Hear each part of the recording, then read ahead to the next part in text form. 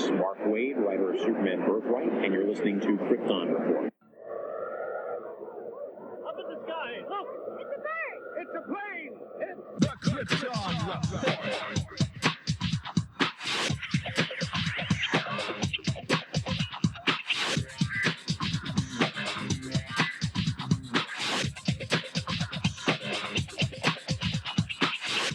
I am your host, Tyler, and welcome to Krypton Report, a podcast dedicated to all things Superman, Supergirl. We're going to look at the Supergirl TV series, as well as the Krypton TV series, anything that has to do with the characters in their world. Comics, movies, TV shows. We will talk about everything and anything. We are part of the Southgate Media Group podcasting network. You can find us on Instagram, Twitter, Facebook, at Krypton Report. You can also email us at kryptonreportpod@gmail.com. If you get a chance to go over to iTunes, Apple Podcast, please leave us a review to help us get better. You can find me personal at JTYPatrick on Twitter and everything else. Today's episode is brought to you by Cherry Coke. Not really, but I wish I was sponsored by Cherry Coke because I drink enough of it. I'm going to crack one open right now. Ready? So now I have my Cherry Coke. We're ready to talk.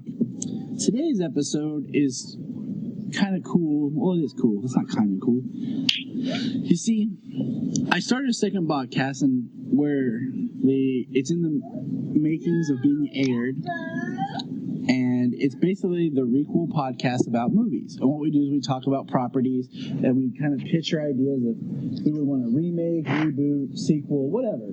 The properties. Now, so what we were talking about here on Krypton Report for right now is we know that there's going to be a Man of Steel 2. But they're keeping a tight lid on it. So I can't do this alone. Can't talk to myself. Besides Solomon and Selah with me. So what I'm going to do is I'm going to give another reach out to our friend. So we want to welcome back to the show, Mr. James Cole. Welcome back, James. Hey, thanks for having me. Excited to be back talking about Superman again. Well, we do enough of that talk here, so we're just glad that, I don't know why I'm speaking we're, well, it's me and Janine, I guess, and Solomon. I'm not talking to myself, which gets boring sometimes. But, last time we talked, we had a good time, and, James told us about how he's a movie guy. So I said, you know what? What if we talked about what we would want to see in a Man of Steel 2? And, this year at Comic-Con, it wasn't up there on their slate, but technically their slate really wasn't a slate. It was just a bunch of movies that they're talking about doing or something. So I have a or that are a bit in pre-production. Yeah. I have a theory, and it's not my own, but I agree with this one. And I think I heard it on Holy Batcast or Batman on Film. They mentioned that maybe that they're waiting for after Justice League to announce Man of Steel 2 because they really want to do is play down the death of Superman. I mean, most moviegoers maybe not paying attention to the toys and merchandise. None of the trailers have shown he's alive. But us hardcore comic people are like, yeah, he's coming back. So I really think they're trying to keep a hush on the idea that he is dead. And that's just kind of what I'm rolling with right now. But, I sat down with this idea, and I'm actually really, pumped. I would love to see this movie idea I have. But I don't want to go first because I think that's rude. So I'm going to allow you to go first. Oh, you're more than welcome if you would like. Yeah. So, we're going to go back and forth. Okay, not a problem. So what we'll do is... I'm pretty sure I think I've seen... I'm pretty sure at least I've seen the Man of Steel 2 is moving forward. It doesn't have a release date or anything, but that's what I'm saying. We know it's in the ether. It's out there somewhere. Yeah. It's just they're not talking about it. It's like, shh, don't remind them that it's coming, because then they'll think they're too smart and they know that Superman's coming back. So right. But I guess I'll go first if you want. Oh, okay. Now you go first. I'm excited. All right. Well, we talked about two ideas takes place after Man of Steel, but before BVS.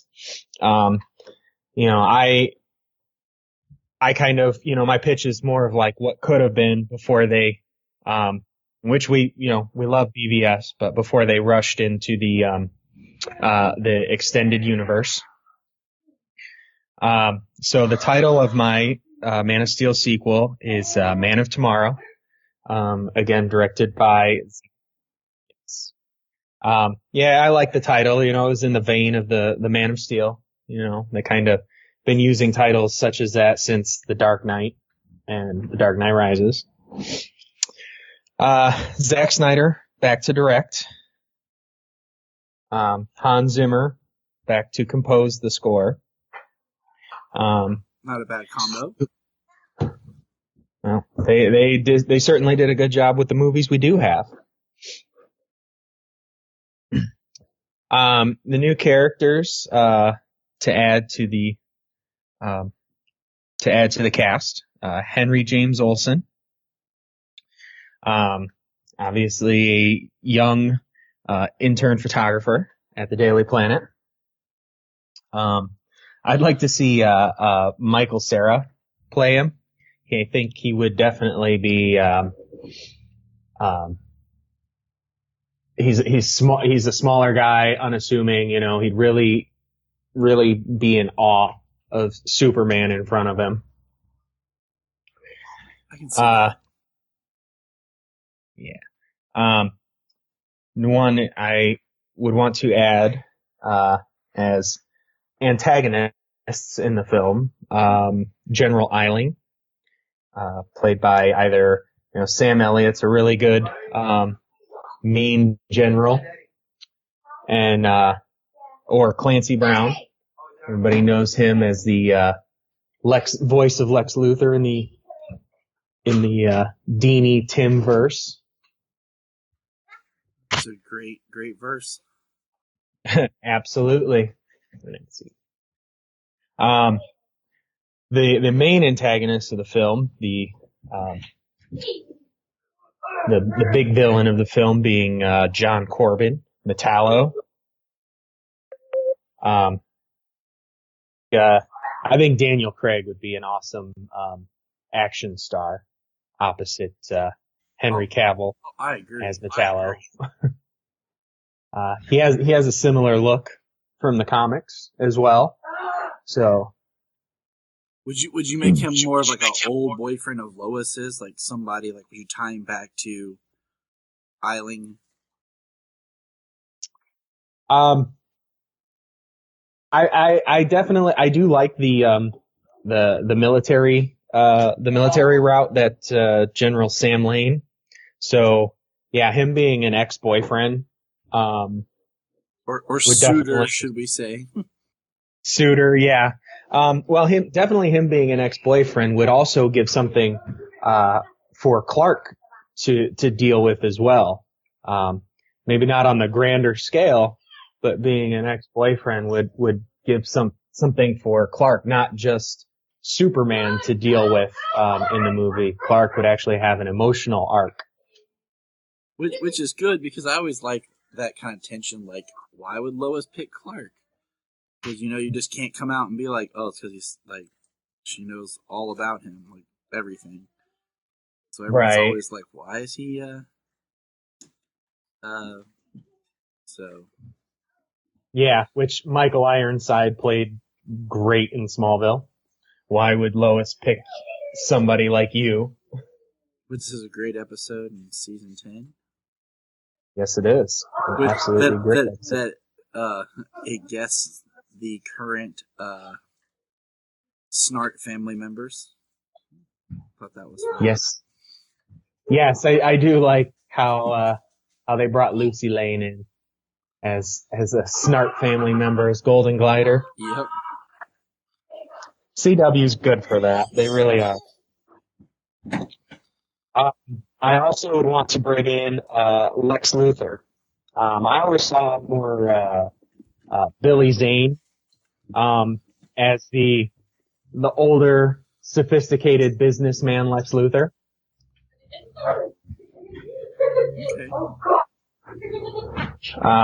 And then the synopsis for my film. After the devastating attack from General Zod and the Black Zero, Superman has revealed himself to the world. Some look up to this god among men as a savior and protector, while others are much more untrusting of the Man of Steel. General Eiling has been tasked with supervising the military quarantine zone around the wreckage of the scout ship, and during the cleanup, a unit discovers a strange green stone. After analysis, the stone is found to have radioactive properties that, tested on the corpse of General Zod, show to deteriorate Kryptonian cells. Alas, humanity now has a weapon against Kryptonians. Meanwhile, Superman is making a name for himself, saving people interspersed through the first two acts of the film. Natural disasters, tsunamis, earthquakes, floods, tornadoes, fires, as well as,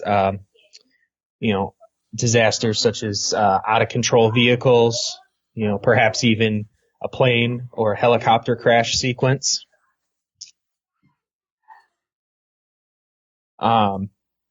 Clark is making a name for himself at the Daily Planet, writing articles about super saves and the cleanup and rebuilding of Memorial Park, funded largely by LexCorp.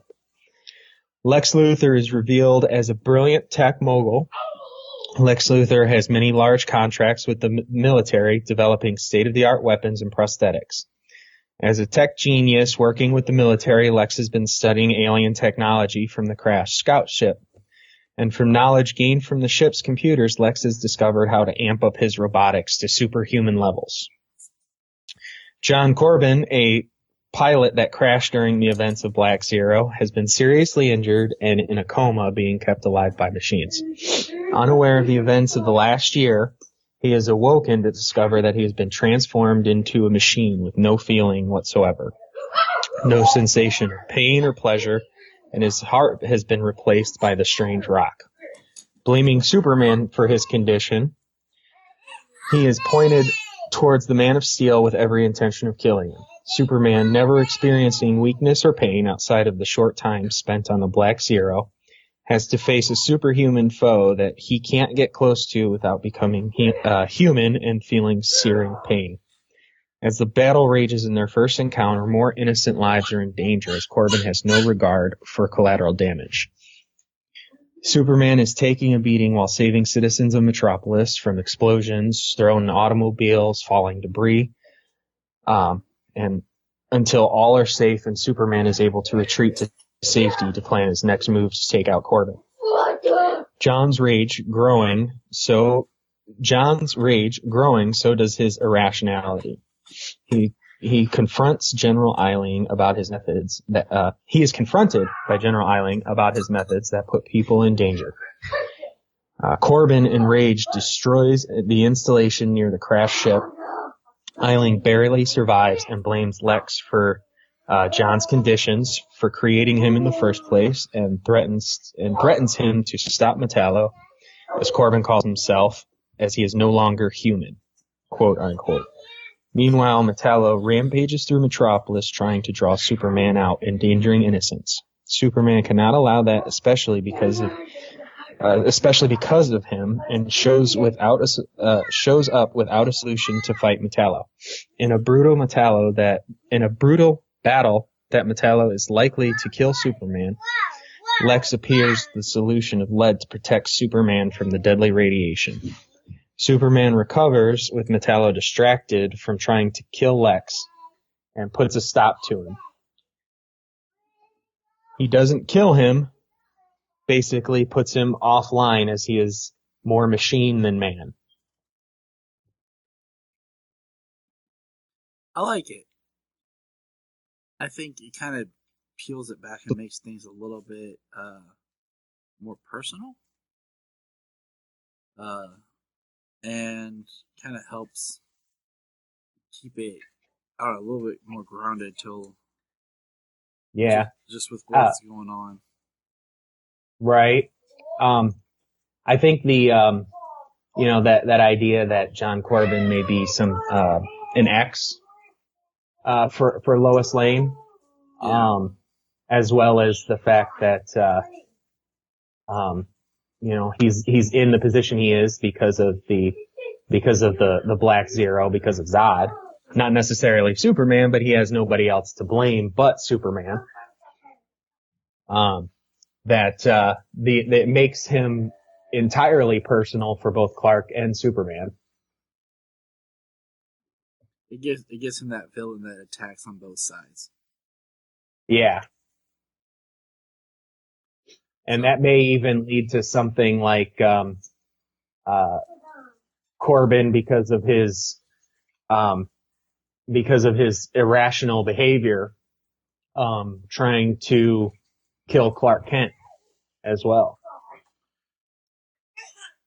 Now, would you make Corbin like straight out, like have the Kryptonian heart, or would that be something you build to? Like he starts out just as like a cyborg looking kind of metal, and then he's just not powerful enough, and then they use the kryptonite to enhance him or something, or I would think that would be a better way to go, because it would make the story evolve. I'd like something more of, he's woken up more machine than man, but not necessarily, just straight machine, straight metallo, say like from the, Superman animated series. I like the idea of starting out. It's kind of like, in the comics where they did it later, where like it was like a metal suit, like an exosuit. And he's in that, and then he gets hurt. So then they use parts of the suit, and they redesign it, and it becomes him. And then like slowly, throughout the course of like the movie, we would just keep peeling away,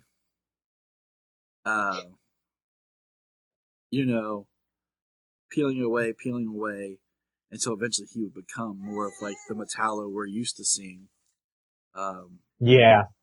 Where he's more robot than person. Exactly. That would definitely make a movie arc. And you could also have it, part of it is like his hatred and like desire towards Superman and Clark. And you could definitely not only have Eiling in the movie, I think it'd be neat to bring in Sam Lane as well.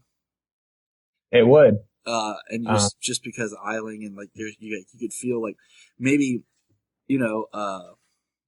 Eiling or Sam Lane originally had the product or the project, but then turned it down because he felt like it wasn't there. It wasn't something where it needed to be. Right. And then Eiling picked it up. Hatred, really like pushed it through.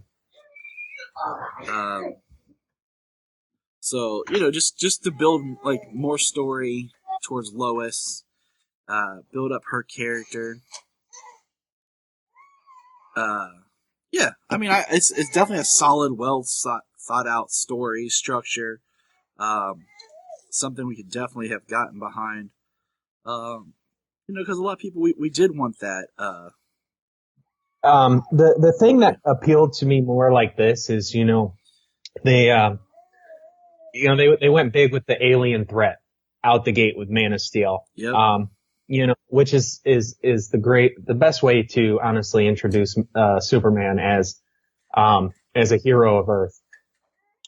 I like bringing it back to Earth. They did that with BVS. But I like the idea of the sequel bringing it back to Earth, that the trusting factor that he spoke about with the priest in Man of Steel. Yeah. That there are kind of people. it's kind of us attacking him. Yes, exactly. So it shows that, and then one of us, attacking him is putting people in danger, which because of Black Zero, he's really not comfortable with, putting the city of Metropolis and other people in danger.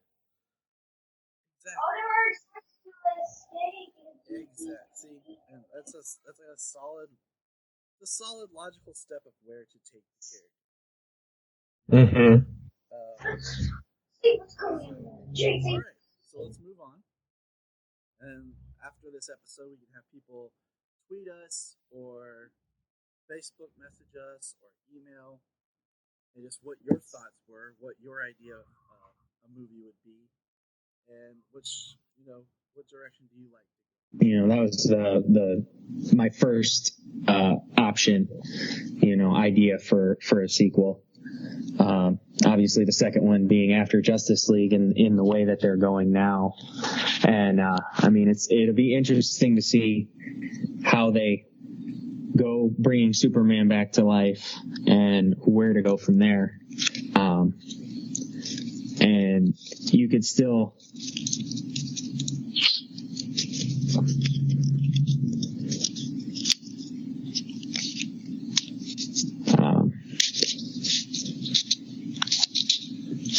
there's quite a few ways to go still at the end.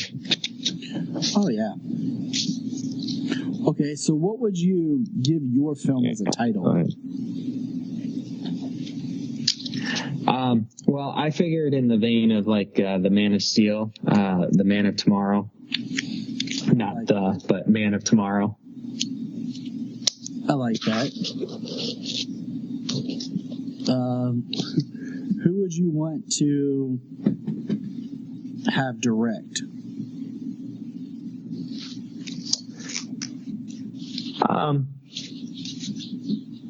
There's a lot of good directors out there, and I'm been looking at the short list for the new ones and stuff, and Matthew Vaughn is high up there, which he's done X-Men First Class and quite a few other movies. Little foreshadowing hint here. That's who I have pegged to direct my movie. If I can't do it myself, Matthew Vaughn's going to do it. That's how mine. So that's just a little foreshadowing there of where mine's going. All right. Right. Anyone that you in particular you would like to have composed for your movie?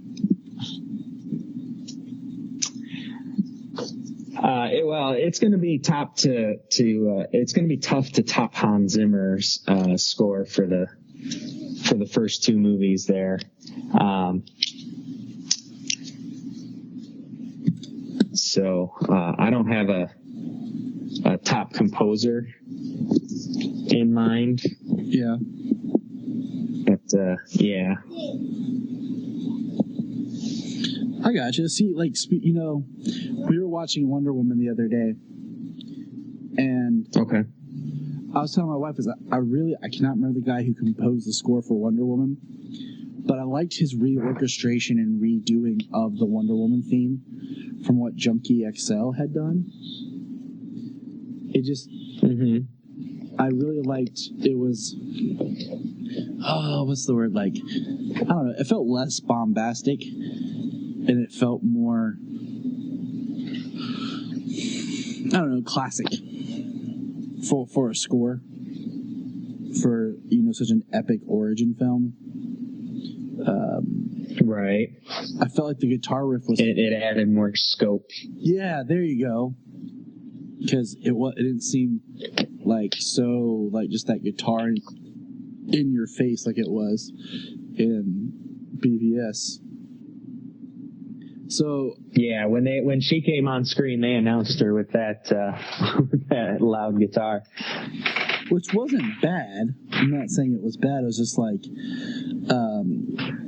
just having to hear it over and over. I'm like, you know what? I think we could tweak a little something here.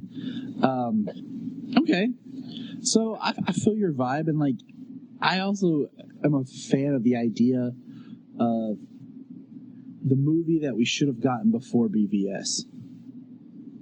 The movie that really helped. Yeah, which it would have.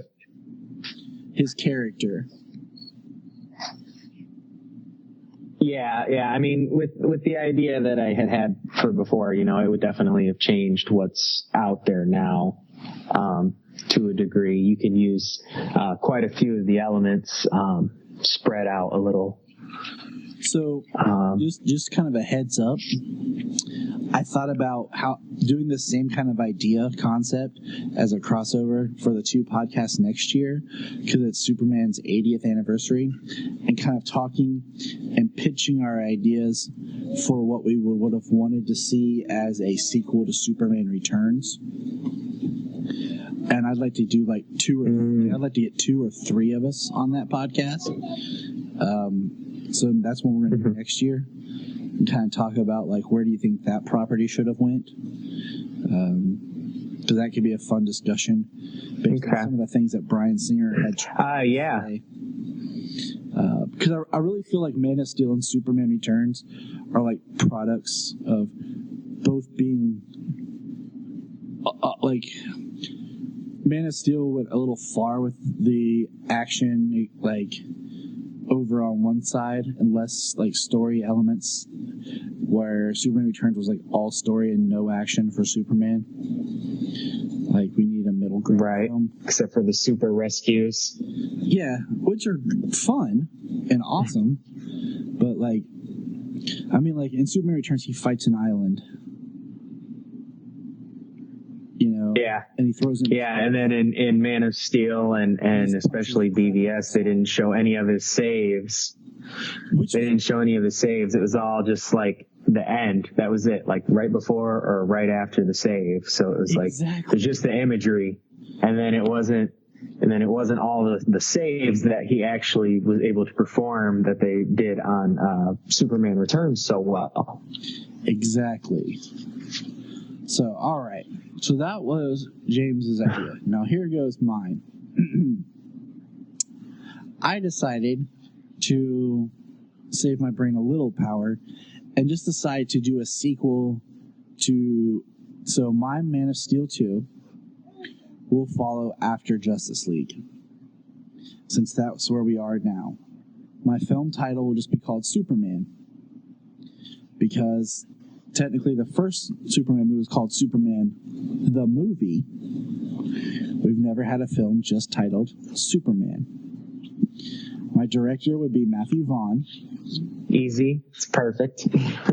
And my composer is I would get Michael Jordan. I actually thought of Superman maybe being just the title of the third. That was kind of mine. So just a little pull there, like the third movie would just be titled Superman. I had the same idea going.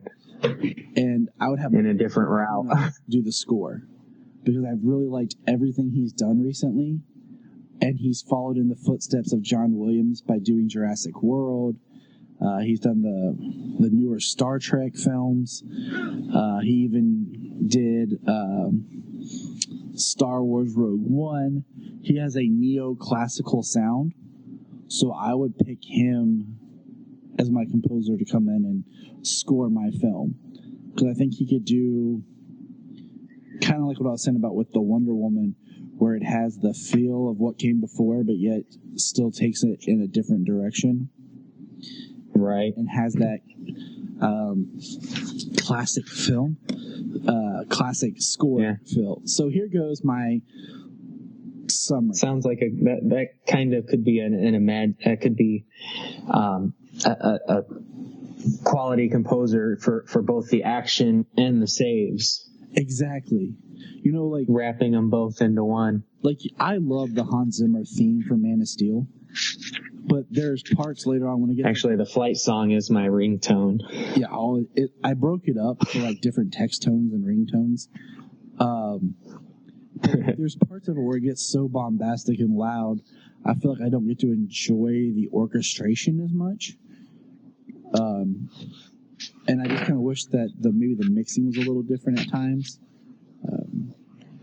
But with that said, here goes my synopsis for Superman. The world is impressed by the return of Superman. They see him as a hero, though some still see him as a false god. He and the Justice League saved us from Steppenwolf.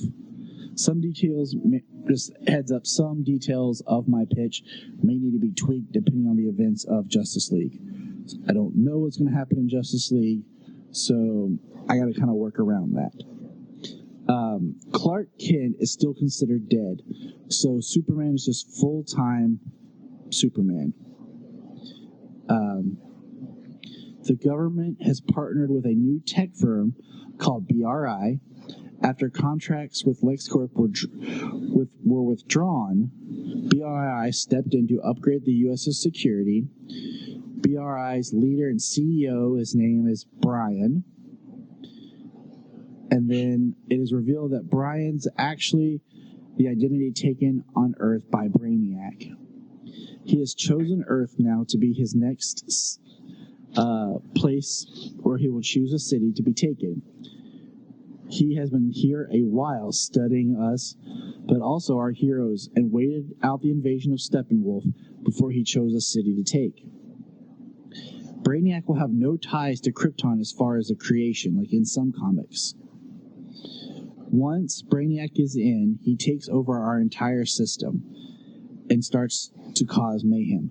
Kind of like the fire sale idea that we got in Live Free or Die Hard. What we're going to have to deal with is the shutting down of air traffic controllers, hospitals, missiles being fired, the stock market crashing, and Superman has to use his might as well as his mind to defeat his enemy. The film will be like a world disaster flick, while Superman races to take care of things, while also trying to stop Brainiac. Think of The Day After Tomorrow and what should have been done with Avengers Age of Ultron. On board Brainiac's ship, Superman learns that once one of the Kryptonian outpost colonies that Krypton had thought had died was actually taken by Brainiac, the post of Kandor. He discusses and learns that Brainiac had experimented on some of the subjects because he was fascinated by their reaction to different solar radiations. He also mentions seeing that symbol before. This film will negate the prequel comic book that was created by Zack Snyder and David S. Goyer, because it was never widely released and it's never really talked on, and we don't know if it's canon anymore. During the battle, Superman will take some of the Kryptonian tech that he finds on board the ship, and he is able to trap Brainiac in it and sends Brainiac into the Phantom Zone. Clark then takes Brainiac's ship to the Arctic, where he can examine it, and it becomes the Fortress of Solitude. He also takes the old scout ship to the Arctic, and with Brainiac's technology, he's able to bring back Jor-El. Now, post-credit scene. Post-credit scene. The ship that Clark has is part of a larger ship. The larger ship holds all the bottle cities. We see that Kandor was in Clark's ship earlier, but we see a few stasis pods of those experimented on Brainiac. Those pods are jettisoned and come crashing to Earth. Boom. Now, new characters and cast. Brainiac, in my opinion, should be played by Javier Bardem. I would introduce the character of Henry James Olsen, played by Asa Butterfield. And with my post-credit scene, I would introduce the actress Maddie Hasen, who was on Grimm in its final season. Now, one thing I haven't figured out in my take is where the Justice League are during this. But I've also backdoored my third film. What it'll do is the crashing of the pods is where we will get Supergirl. And what we'll do is we'll have hold on, I'm pulling this up here. Wait for it to load. And we'll pull from Batman Superman Apocalypse, the book, the film, with a little bit of the story of Kara. The third film would teach more about Krypton. Cal will learn what his planet was like, what it is he really lost. We will see Jor-El interact with Zor-El. Zor-El I have cast as John Hamm. Although he will learn of his family's heritage, Cal still is behind his decisions he made earlier in Man of Steel. The villain for the third film will be Parasite. And it'll be a metahuman, just like in the comics. But what it'll do is it'll take this version of Superman to a place that he's never been, where he basically is human and having to fight. Mm-hmm. So that's my pitch for a third one, because I was on a roll when I was doing this. Yeah. But I don't have a title for my third one yet. But anyways, so that's my Man of Steel 2. Nice we got to pitch both ideas there. You gotta see the notes I have on here. I was just like, oh, this is what I would do next. This is what I would do next. I even have my own. I even have notes I wrote with a friend on if I was able to reboot the film series, like in 10, 15 years or 20 years or whatever, what I would do with my origin film, how I would set it up. So, yeah, this is stories and stuff that comes to mind a lot. Awesome. But yeah, that would be my idea for a sequel. Kind of bring it back centric. Yeah. To Clark. That's pretty perfect there. Yeah. Just Superman, and that's all he has when he comes back after the Justice League. He has to rediscover not just who he is. He's Superman, but how does he get a life back that he had before? And I think and if not to get too far, if doing the third film idea, I don't want to use the term Clark heavy, but I think if he fights Parasite, he loses his abilities for a while. And I'll if I had time, I would come up with more. Yeah, is he real no choice to be Clark Kent at that point? And there would be we would somehow pull off and bring Clark Kent back. But I think having Clark Kent reappear at the same time Superman does is wrong. Mm-hmm.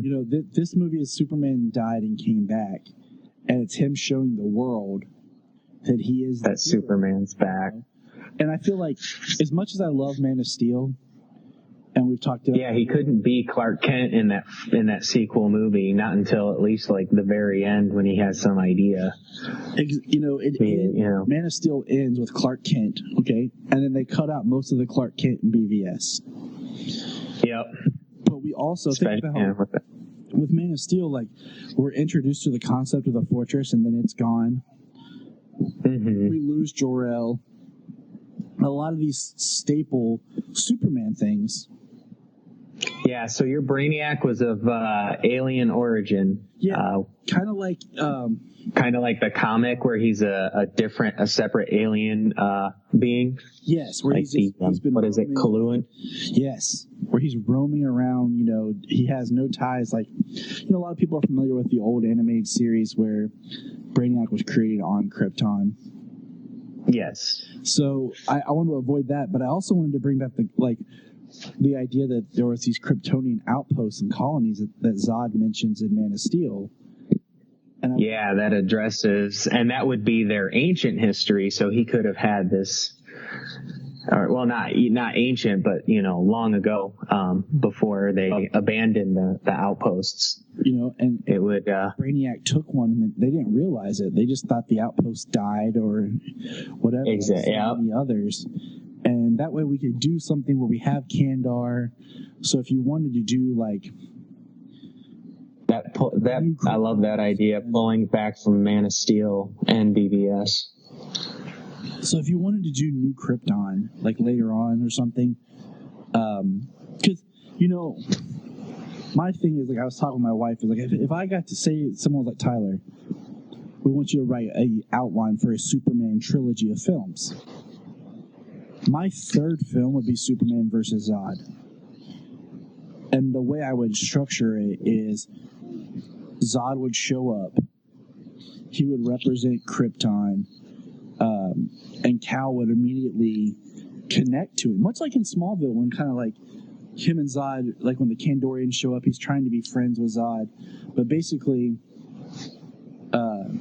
in the third film, that's when Clark has to fight another Kryptonian. I really hate when all these villains come from Krypton. Doomsday, Zod, Brainiac in the comics, because it really makes like, wow, Superman, are you like the only good thing to ever come from your planet? Right.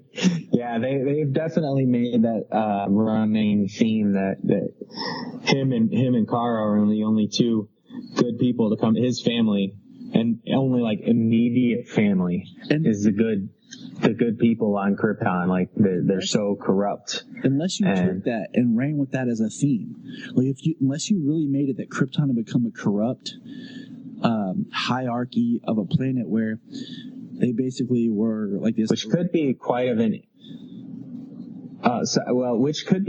interesting political theme in the upcoming Krypton television show. And I agree with you. I thought, it would be a cool idea if Krypton had basically become a corrupt society. If there weren't any good, decent people left. Jor-El knew that the planet was unstable, but decided not to act because Krypton believed they could survive anything. They were better. And what they were starting to do is become dictators of the universe. And, he saves his baby because he knows that if his baby survives, he has a chance to change and actually do something good compared to what Krypton had become. And then you could play with the whole color scheme where, Krypton had become void of color. It was very dead feeling, very black, white. And that's why Jor-El puts a suit of an old family suit in with Cal back when Krypton was vibrant and there were colors, like they wore colors before they had become this monochromatic society, and that enforces the brightness of his costume more. Mm-hmm. I mean, there's a lot of neat things you can do because there's no problem with stepping away from the comics, in some ways to show something different on screen. Like, if I got to reboot the whole film series, Krypton wouldn't be featured until the second movie. The second movie would be where Clark would learn about Krypton. The second movie would open with the destruction of Krypton. He wouldn't even learn about Krypton. We wouldn't see his parents because I feel like that's what we always get. Like, start with the Krypton and then we move forward linearly. Let's start with Clark as a person on Earth and kind of catch up with what he's been doing. Yeah, because that's who he is. And then, that's one thing I like that they toy with on Supergirl, the show, is the fact that Clark identifies himself more as human than he does as Kryptonian. Yeah, I thought that was a very interesting character choice, humanizing him under Supergirl. Which is great because it's something to help differentiate him and Supergirl and both their ideologies. So, we're like really exploring. Just hire us to write the sequels, man. We got this. I think absolutely. Originally I wasn't super thrilled, but I'm more and more interested in Krypton as a series. So I'm hoping it comes out and it's good. Like, I really want it to be good. Yeah.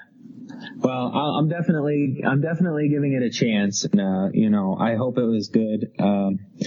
It kind of seems like with the opening of Man of Steel, and the history that they were given, that they just gave in Man of Steel, that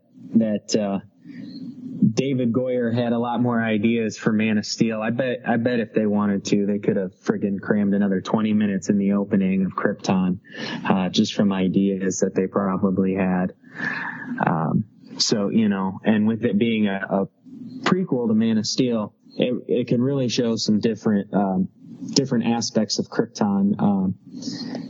They did talk about it in Smallville, how Kryptonians weren't very different from humans. Emotions, greed, pride, the deadly sins, basically. And that was their downfall as well. And so they can really show that on a different world. And so close to the end of the planet. I mean, they really have to be doing some serious stuff to exhaust the entire planet's resources. Now, have you read any of the stuff that Jeff Johns came out and said during what do you call it? Comic-Con. Let's see if I can find my notes. Basically, he said it was going to deal a little bit with the idea of some sort of time travel where some doomsday is going to be involved somehow. I don't know if it's who it is. Maybe he said Brainiac. I'm trying to remember. Is coming back to trying to stop Clark in the future. So that's going to be something that happens in the show. So to kind of keep it where it is a prequel series, but it also still ties to the current DCEU. So I'm kind of intrigued by what that could bring.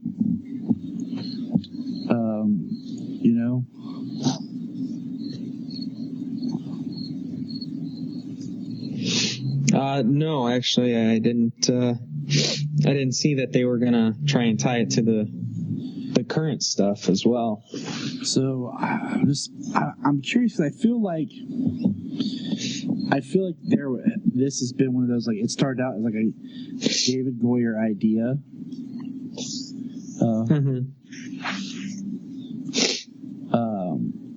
Well, he's probably heavily involved in the pilot, but beyond that, I feel like where does it so go? Long, and there's been so much things changed that maybe the original idea, what they had for Krypton, has changed. And I'm kind of curious to where it's going, because originally, do you remember when that trailer leaked? And yeah.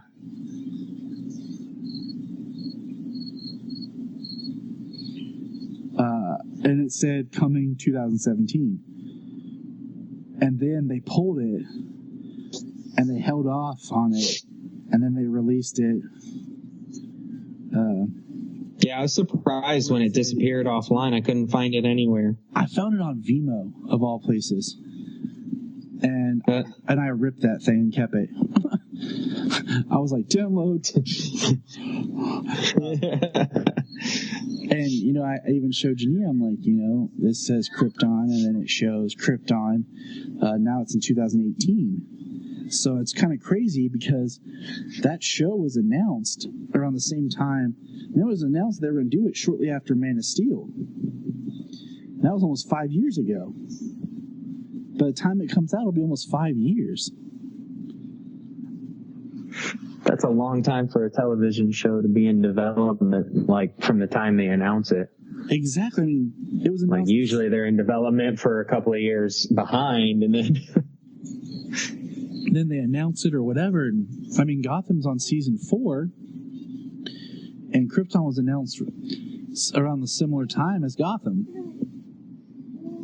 So I don't know it was. If it's going to be better because they've taken their time and reworked some things, or if it's just going to be meh.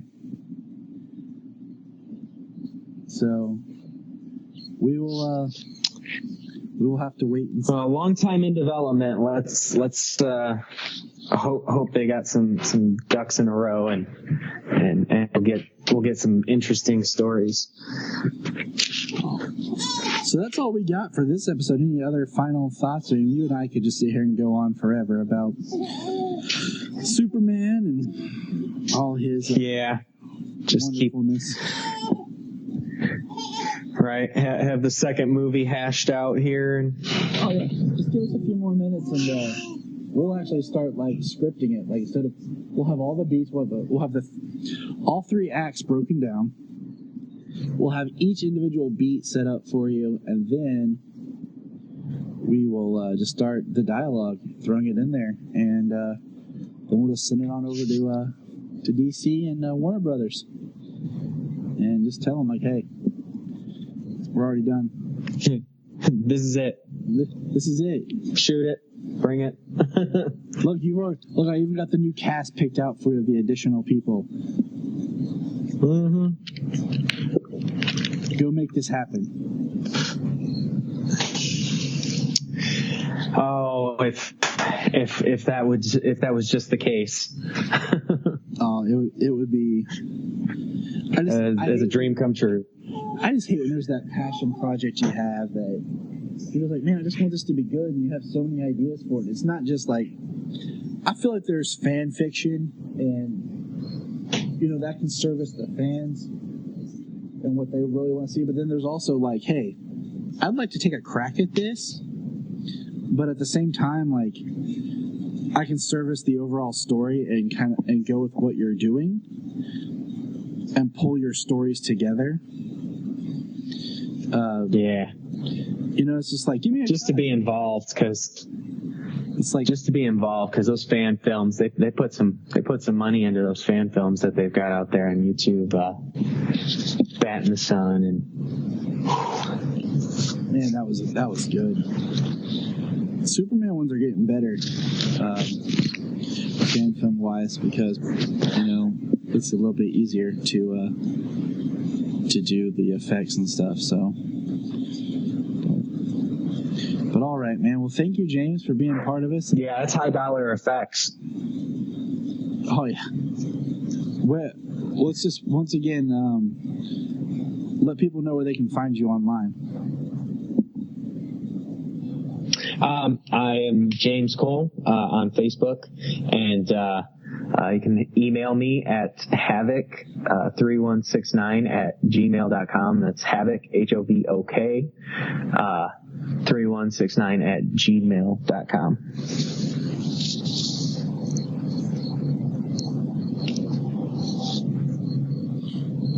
All right. Well, thank you once again, James. And remember, look up in the sky.